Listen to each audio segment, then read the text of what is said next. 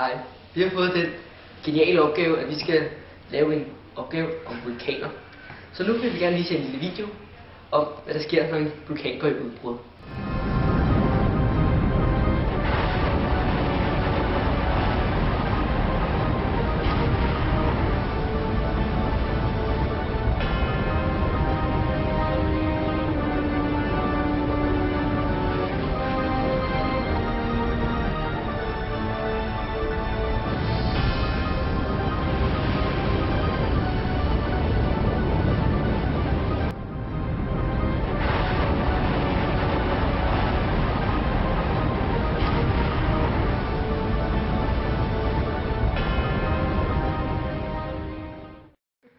Nu vil jeg forklare jer om, hvordan en vulkan ser ud indeni.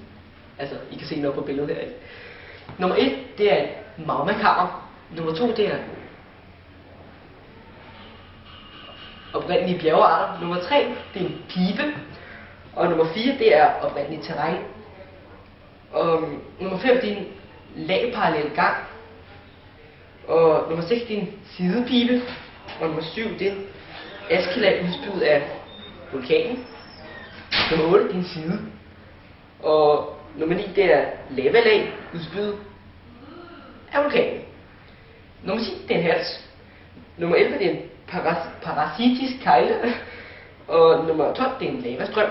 Og nummer 13, det er en udgang. Og nummer 14, det er et krater. Og nummer 15, det er en askesky. Det var sådan nogenlunde det, vi havde om dette fantastiske billede fundet på Google.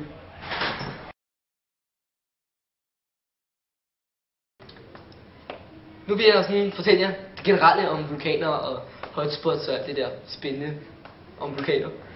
En vulkan er en sprække eller en åbning i jordoverfladen. Ja. Og et vulkanudbrud kan opstå, når materiale fra jordens indre, det vil sige magma, eller magma på engelsk, bliver så let og presser sig sammen, at det bryder igennem jordoverfladen og spyder sig ud som en vulkan, så kommer lava ud af det hele. Vulkaner kommer nogle gange op på steder, så på de tektoniske plader. Det kaldes hotspots.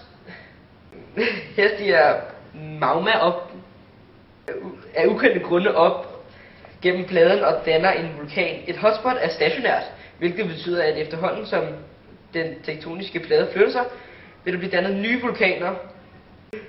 Det mest berømte hotspot i verden, det er det, der har skabt Hawaii. Øgruppen Hawaii.